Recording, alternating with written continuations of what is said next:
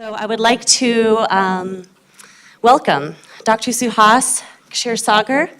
He's a classical Ayurvedic physician, an author, and an educator. He's the founder and director of Ayurvedic Healing Incorporated, an integrative wellness clinic in Santa Cruz, California. He is faculty and consultant at the Chopra Center here in California, and a best-selling author, The Hot Belly Diet and the Art and Science of Vedic Counseling. Dr. Suhas Kshirsagar was born of a traditional Rig Vedic family. He holds an MD in Ayurvedic Medicine with a gold medal from the prestigious Pune University in India. He is an internationally acclaimed motivational speaker and a visiting professor at various Ayurvedic schools and universities. He was featured in numerous radio and television shows like Dr. Oz, NBC, and many more. He is an experienced clinical and an insightful Vedic counselor who adds tremendous value to his clients and students alike. Tonight, he will speak on the art and science of Vedic counseling as a powerful consciousness-based approach to health and well-being. We were able to see him speak in Gita Desai's film, and he will share his knowledge and wisdom with us today. Thank you so much for being here. Will you stand I couldn't find your page. What is it? Full page is not in here. Thank you, Niranjan. Okay. And thank you for pronouncing my last name so accurately. Kshirsagar is a complicated name. I learned the meaning of my name from Cruz today, which simply means ocean of milk. And my lovely wife became lactose intolerant within a year of our marriage. So, thank you. You have to actually do a lot of yoga with your tongue to say it right. But I'm proud of it, and here I am. So once again, it's my great honor, and we had an interesting evening. We had some wonderful chats. So let's allow ourselves to be present. So take a nice deep breath, because technically we just want to say that this is the moment. There's no past, there's no future. Time is an illusion anyway. Is that right? So be present, be aware, take a nice deep breath, and connect ourselves with our greater self. I will do a quick short Vedic invocation which helps me connect me with my Vedic roots. Yasya nishvasitam vedaha vedebhyo akhilam jagat nirmame tamaham bande vidyatirtha maheshwaram. Namaste. Good evening and welcome, and thanks for all the hands and the hearts that put this conference together. Chris Chappell, Narinder, Sarah, let's give them a big hand. It's a monumental task. It's a monumental task, and there's a common thread that binds all of us together, and that thread is our commitment towards Vedic sciences, towards authentic Vedic sciences. And that thread is the thread of the consciousness. And all the sciences are in fact consciousness-based sciences.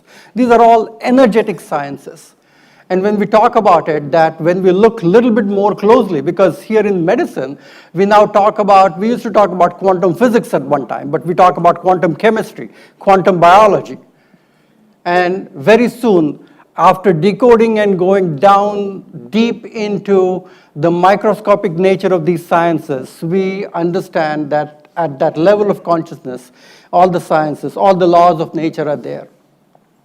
And who better to connect these dots with the Vedic wisdom than Dr. John Hagelin, who has devoted his lifetime to this work. And more importantly, where the boundaries in science and philosophy and spirituality, they are all becoming very blurry.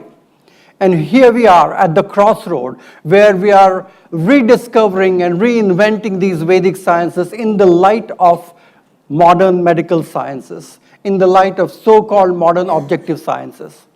And once again, I applaud everybody's effort to be here, to have your respect and commitment towards all this. So I'm going to talk today about something which I'm very passionate about, the art and science of Vedic counseling. This is a book which I co-authored a year ago with Dr. David Frawley, who received the third highest civilian honor of India, which is Padma Bhushan, for his lifetime work for the spread and the propagation of Vedic sciences. So I'm very happy with my co-author, Pandit Vamdev Shastri. And the reason why we wrote this book was to really connect all the dots between yoga teachers, yoga therapists, Ayurvedic practitioners, Vedic astrologers, Vastu consultant, because they may see different disciplines as such, but there is a common energetic thread which runs through everything. And that's exactly what we are talking about. This is another book which Dr. Nancy talked about today, which will be released by the end of the year.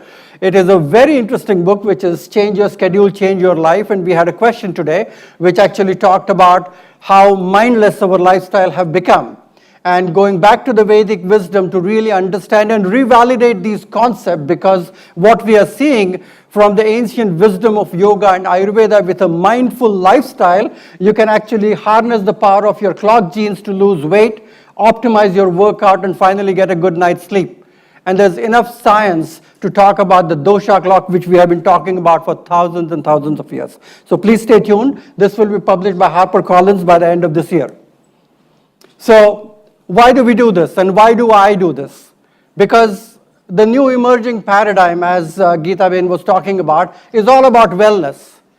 The reason why people will come back to these sciences because the pressure of the economy is literally crumbling. The current healthcare scenario is crumbling, and just because of the same reasons of money, we are going to go back to individual people to take control of their own health. So if the new emerging paradigm is all about wellness, then the new age medicine has to be consciousness-based. And the new age medicine means nothing that we are inventing or anything, but we are just going back to our ancient roots of Vedic sciences and understanding that everything that we do to evolve, to be enlightened, is something which is going to make us healthy. We always say, and there's a saying in Ayurveda, where health is a byproduct of enlightenment. The very motto of this science is Ayurvedo Amritanam. Can you even imagine that a medical science talks about immortality as its motto? And when we really understand that everything that is happening around us, whether we talk about green revolution, organic, sustainable living, the counseling techniques, how we talk to our patients. And when I teach this to many physicians in different medical schools in this country, they often ask, Dr. Suhas, this is easy for you to do this. But for us, do we have to take out our white coats and put on saffron robes? And I said, why not? Because it has to be life encompassing. Because if I see patients which has nothing to do with their headache or migraine, but something which is bugging them in their life, then I have to give them the skills and tools to deal with where the stresses are coming from. I have to educate them. More importantly, you need to have a total trust and faith and mutual respect in each other's ability. The Ayurvedic doctor, the term what we call it as Vaidya, simply means the one who knows. The one who knows, the one who understands, and is a stronger magnet in this reaction to lead and guide these demagnetized people who are suffering from diseases. And I'm not trying to be on a high pedestal here, but at a level in which you can inspire them and motivate them. So it is all depending upon how much trust and faith and mutual respect you have. You have to talk about stress, financial distress, relationship, job, addictions. And sometimes when I ask this question, are you happy in your marriage? They look at me in a quizzical manner. How rude of you to even ask me that. Or are you paying your bills? Are you in financial distress? This is something that these questions should never come in a standard medical consultation as such. But when we talk about these things, these are all taking shape into the diseases and the imbalances. You name it, you can have it. And on top of that, all the personality challenges that people have. Is that right? We are all messed up in our own ways. But to go back and to really start fixing ourselves is the starting point. So there's a lot of emotional burden, not knowing what your life purpose is. What are the time constraints for us to do that? We are so disconnected from our own body the whole day long. We run around like crazy monkeys and come back like lazy dogs and slump and do nothing. And I'm not talking about you guys. which are enlightened. I'm talking about those millions out there, okay? So they start their day driving an hour or so to their work. They sit and do nothing for 7, 8, 9 hours. They drive back in crazy traffic for another hour. They sit in front of their television with a passive entertainment for an hour or two, and then they slump and sleep 8, 9 hours and start it all over again. So the high pace of life is literally killing us, and that was the reason why I wrote the book, Change Your Schedule. And this is something that we were talking about. It's a scary situation. This is really terrible. And I don't really want to go there because it's a very depressing situation. 26.2% of Americans 18 and older are suffering from some mental disorders. $300 billion we spent in lost earnings because we're not feeling well mentally and emotionally. Suicide, nobody talks about it, is the 10th leading cause of death in this country. Third leading cause of death in people between age of 10 and 24. Second leading cause of death between look at this. This is terrible. This is terrible. Each day, an estimated 20 to 25 veterans kill themselves. Every day. And it used to be at one time when we used to talk about diseases, we used to go and say, oh, let's find a cure for cancer, or let's find a cure for diabetes, this and that. But very soon, you look at any new book or any new science that is coming out, it's talking about the same thing. If you want to reverse heart disease, you want to prevent cancer, you want to reverse autoimmune condition, it's the same thing. Go to bed at a proper time, do exercise, eat your vegetables, do this, do that. It's the same thing. And the same is become to psychology. It used to be at some point you go to a counselor and they will find, oh God, who did what to you? And tell me about your neighbors and your parents and things like that. But now, psychology is all about positive psychology. It's forget about who did what to you. What can you do to yourself? And that's exactly what the purpose of this book is all about. 4 times more men as women die by suicide, and women try attempting suicide more than men. But the purpose of Ayurveda, the purpose of Jyotish, the purpose of yoga, and the purpose of Vedanta, which is the essence of spiritual wisdom, is to really understand that you as a healer is healing yourself while you are interacting with your clients and patients. And many times that two-way direction is very important, because that is making you the stronger magnet. That is making you a soul who is evolved enough to help others. It is forcing you to become a kind, compassionate, wise, enlightened healer.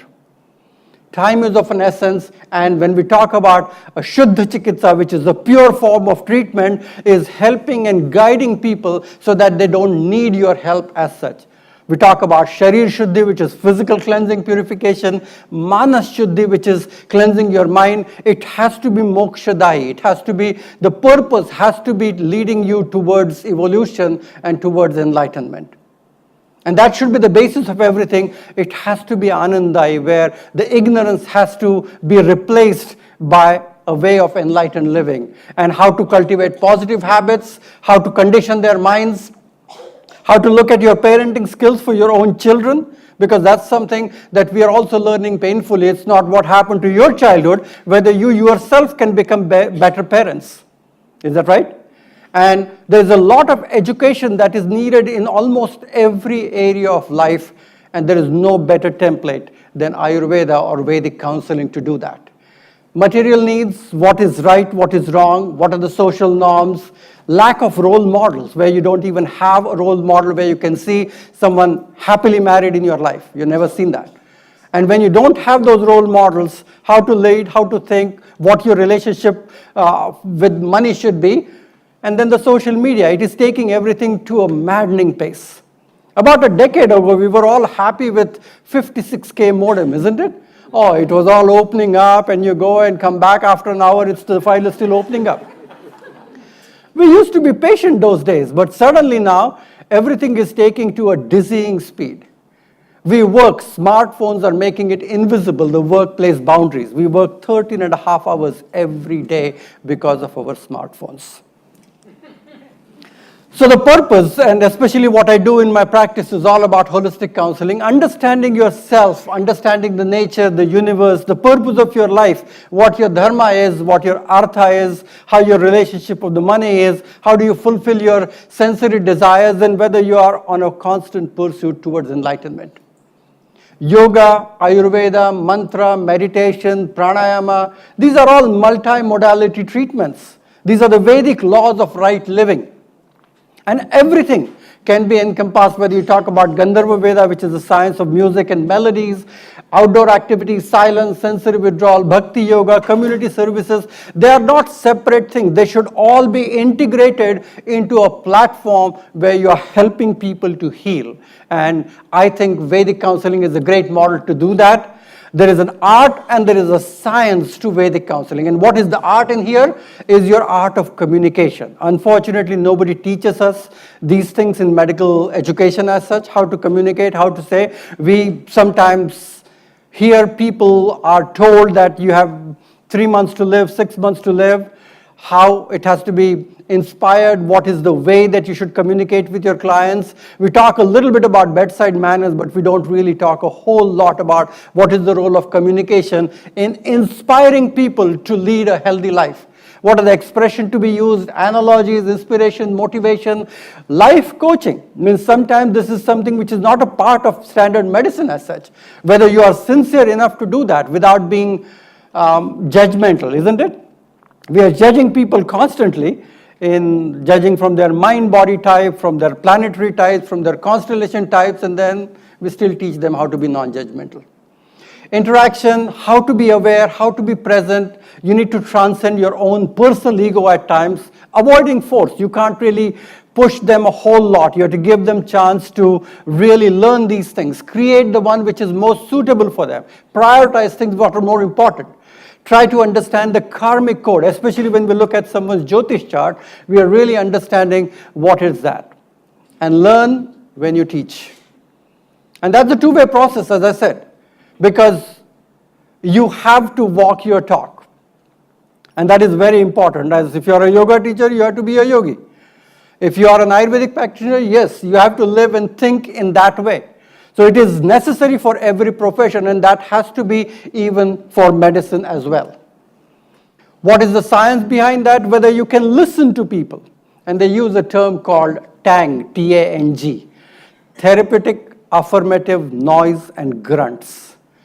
You have to constantly say something or make certain noises that you are being heard or they are being heard or something like that. So you have to make sure that there's an active art of listening. Your body language, if you're checking your emails or looking at your screen or doing something else or not even looking at the patients and typing their history, it doesn't make sense because they should be felt heard, asking open and closed questions, effective note-taking without ignoring them, making it light, funny, so that they feel as if they are learning something every time.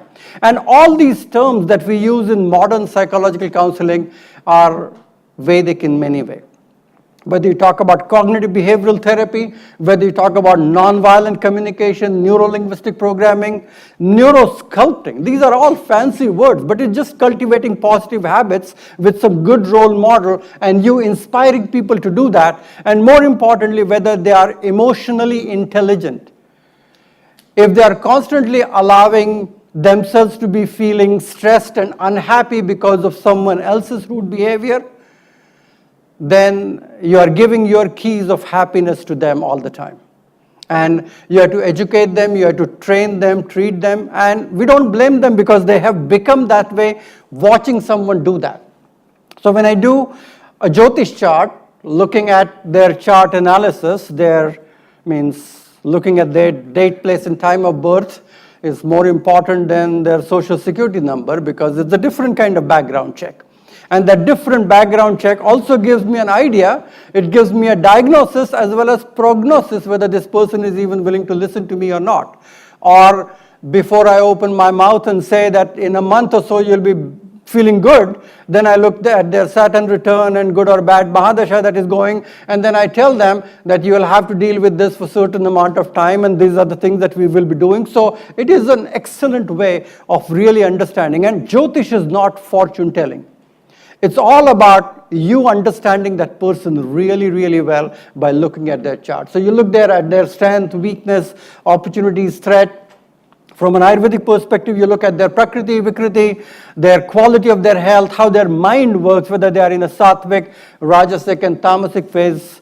Dr. Ram Kumar will be talking more about that in a little while. Sorry to take your seat here, but we'll be listening to you very soon.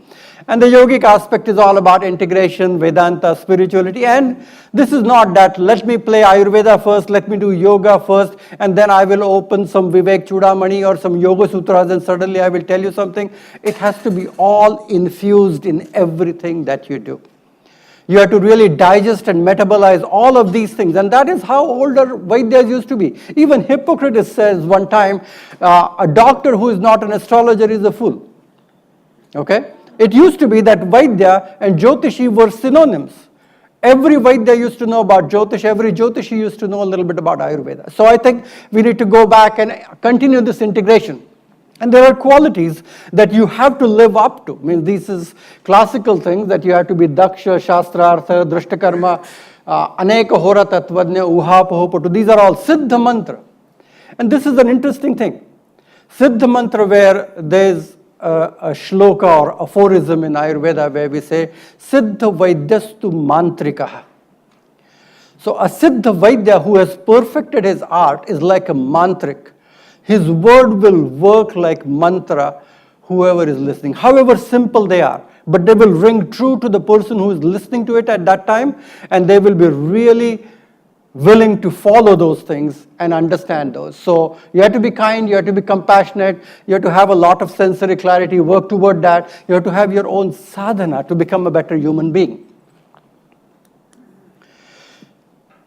So we talked about this, and I actually use all of this. So in the book which is there, and you can find that book on Amazon everywhere, we talk about Ayurveda, we talk about yoga, we talk about Jyotish, we talk about Vastu, and these are all energetic sciences. These are not something different that we are trying to spin into orbits and trying to create complications in their lives, but really help them understand, and summarizing all of that from Vedanta with the pure purpose of their life, whether they are content, whether they are happy, detachment, understanding their karma, and more importantly, we talk about the kleshas that we all have, whether we are fearful of something, but they are all summarized in the first klesha of ignorance in avidya itself. So getting led with the radiant light of knowledge is the first step. Geeta Ben was talking a little bit about what Ayurveda is all about, and there are so many different modalities, and you have so many things at your disposal, and I would like to bring this to everybody's attention. It's not about giving pills or doing body work or doing Shirodhara.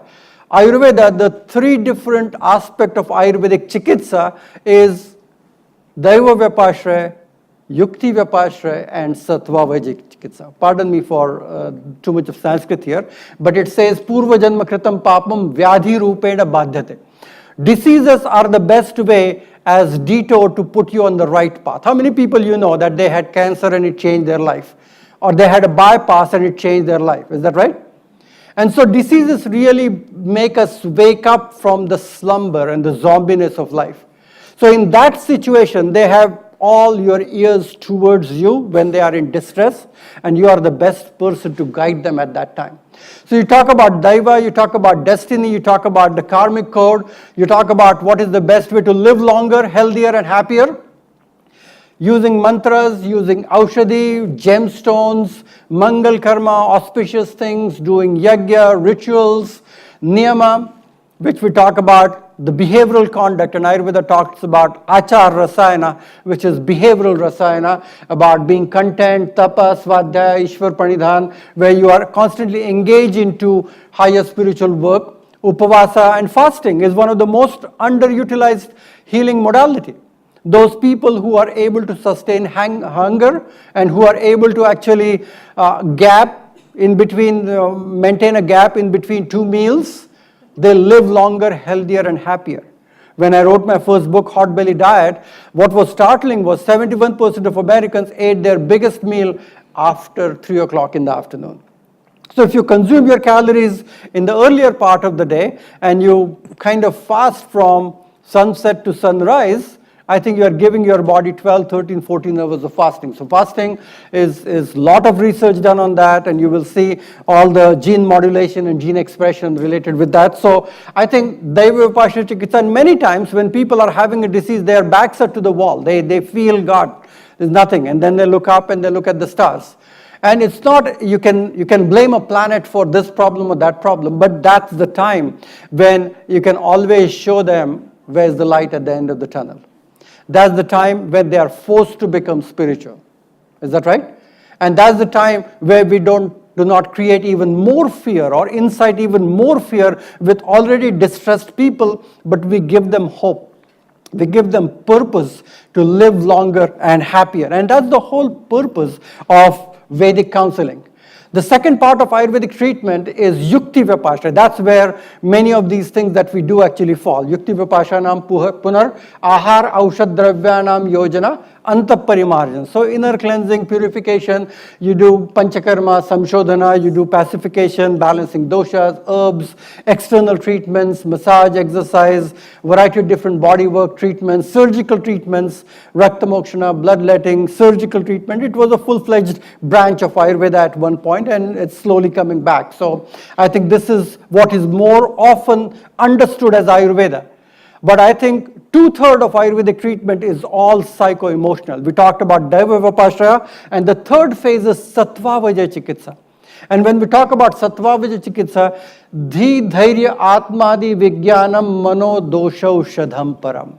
So most importantly, correcting faulty dietary and behavioral patterns. We heard about Pragyaparad, where you talk about Dhi Dhriti Smriti Vibhramshaha.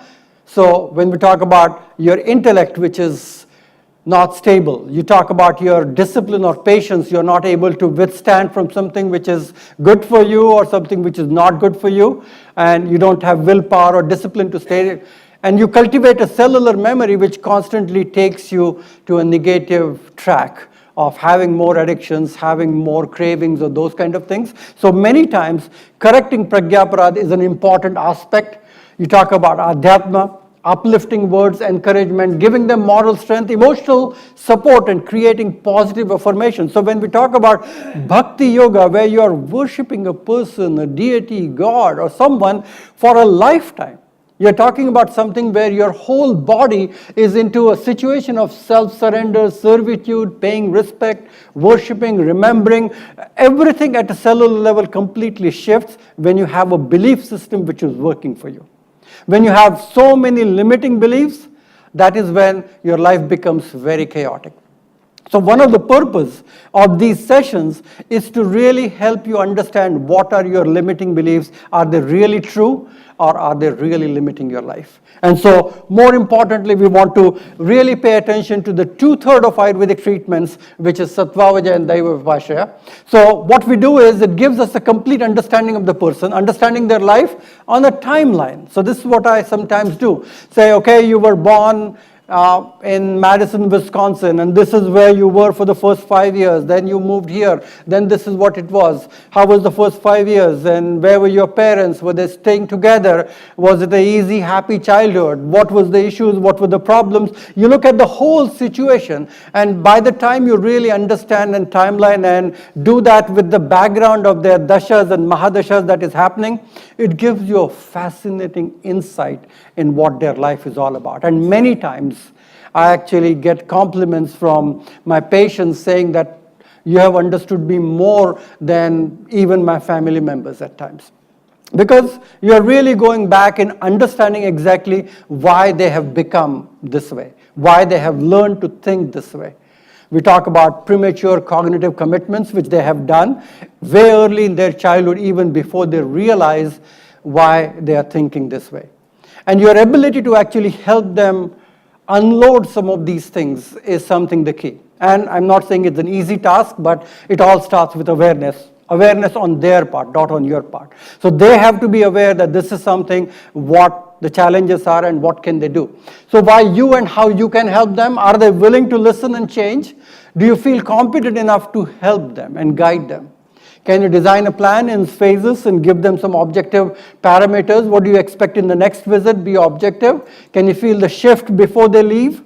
where their dropped shoulders are a little bit straightened, whether you see the twinkle in their eyes, whether you see the hope and the glimmer in their eyes, and whether you are able to find a spiritual solution for their life challenges, and whether you yourself feel good about what you have done. Not because of any commercial interest or what kind of things you have sold them or what you have kind of invited them to do, but more importantly, whether you feel that you have done something from your heart to heart which you feel good about, they feel good about. And if that answer is true in every session, you know that you are on the right path and the patient feels that they can slowly turn these things around. From an Ayurvedic perspective, it may sound very overwhelming for some of you, but this is all can be done. This is all very easily possible. And I see so many people, Chris, they are yoga teachers, they are body workers, they are Ayurvedic practitioners, they have learned a little bit of astrology, they have learned about some other sciences, and they can very easily integrate. If they believe in these things, they can learn all of these things. So from an Ayurvedic perspective, are you healthy? Are you maintaining a normal height and weight? Do you look and feel younger to your chronological age? The list of the symptoms, what to prioritize, you can't fix everything. And that's a common thing. You may start with few, and if the quality of life is getting better, it's getting better. What are the medications, what are the supplements, their prakriti, their Jyotish, Vikriti, case history, emotional health, happiness, healthy lifestyle. Many times it happens. And Ayurvedic consultation is very easy because half of the time I actually listen to what they do, and the second half I tell them exactly not to do that. Because they have their signature on their diseases the way they created it. Many times after my session, if I tell them, don't sit around your sofa all day long, just walk around, mow your lawn and do some chores, play with the kids and do this, they look at me, they say, God, you sound like my wife. And I said, anybody who is watching you can fix you, okay? Anybody who is watching you can fix you. So many times we are just looking at their lifestyle, their diet, nutrition, exercise habits. Can you feel the shift? And more importantly, you are able to actually inspire them to make those changes. And Vedic horoscope and Jyotish is an excellent, excellent tool. You don't have to be a fortune teller. You should never do that. And many people ask me this question, that I don't believe in this. I said, you don't have to believe in this. You don't question that when you go and get an X-ray or a CAT scan or MRI. Can you go and say, I don't believe in MRI? I don't believe in an X-ray? That is for your doctor to help you better, is that right? So this is for me to really help you better. I don't have to tell you anything about it. So more importantly, if at all this is something which I'm doing which really helps me understand what are the limitations and how can we help them. We look at their sun sign, we look at the moon sign. So we have a very auspicious full moon in the month of Ashwin, where in just another couple of weeks we'll be having the Festival of Lights. So every time you see the patient, you're knowing exactly where the moon is in the sky today. You understand where the moon is in their chart today with the gochas and the transit. All of these things are very, very valid. And these are exactly explained in the classical Ayurvedic literature how to do that. Even going and collecting plants, on which day you should be doing that. I remember I was formulating a drink called Zrii, Z-R-I-I, the amla fruits, and we were making a juice from amla fruits, and it's a $100 million company in this country, Zrii, and we were going and collecting fruits of amla. And we went there somewhere in July, August somewhere, to buy a lot of fruits in India. And these farmers were not willing to sell any fruits. And I said, these trees are completely loaded. And the people with me were insistent that we'll give you more money. We need it right now.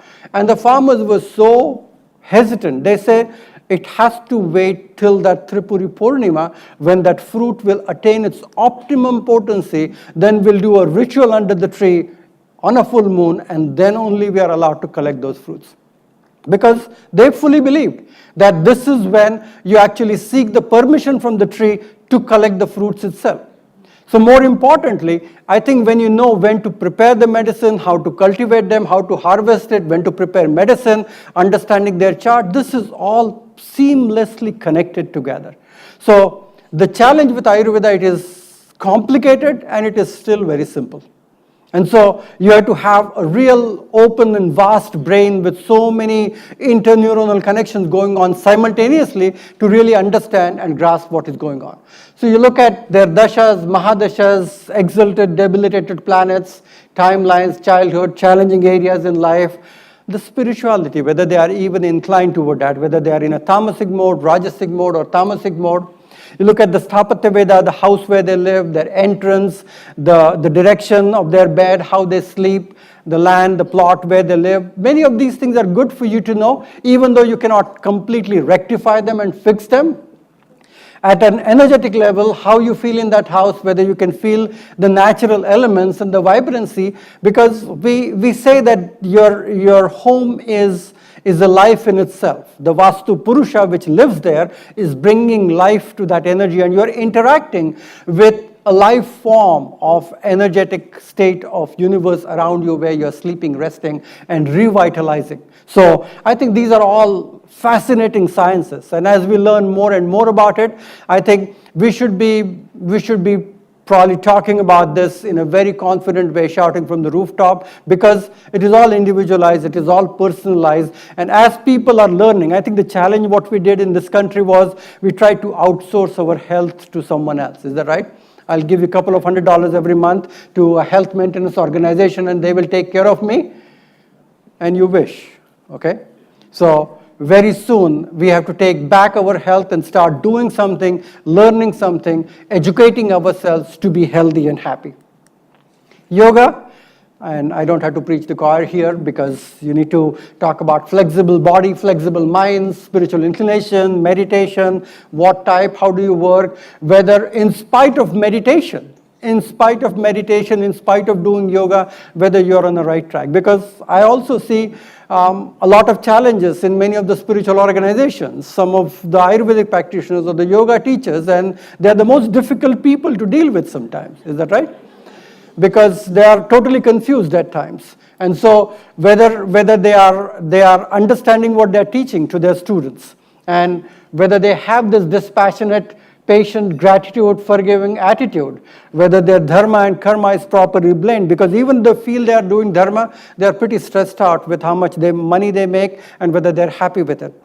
So blending both of those things are important. What is your outlook for life? What kind of books you read? What kind of movies you watch? What kind of people you hang out? It's all affecting you, everything.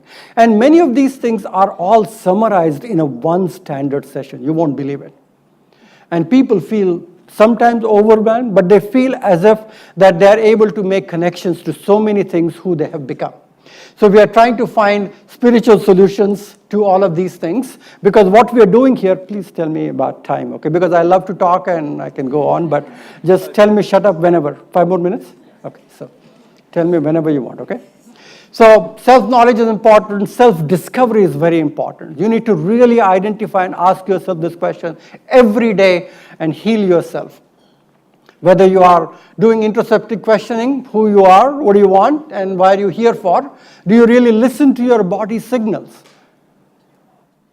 Is that right? It means forget about out-of-body experience. People don't even know their in-body experience.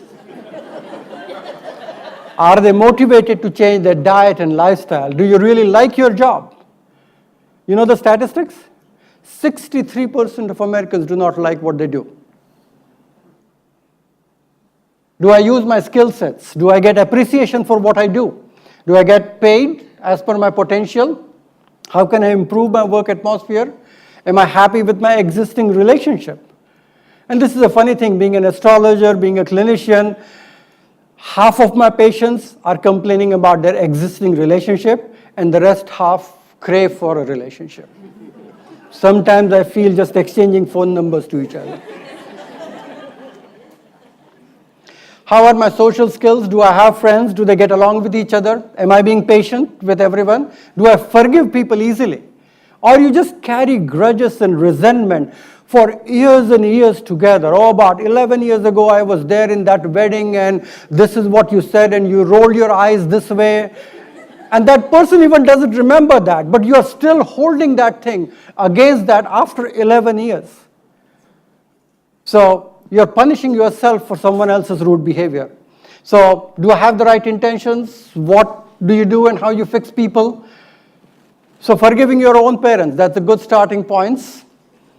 Replenishing your memories, Smriti Shuddhi as we call it, life events structure your future behavior. And there's enough research they talk about accumulated childhood stress disorders where they say 63% of all the kids in this country between the age of 3 to 13 are physically, mentally, sexually, and verbally abused.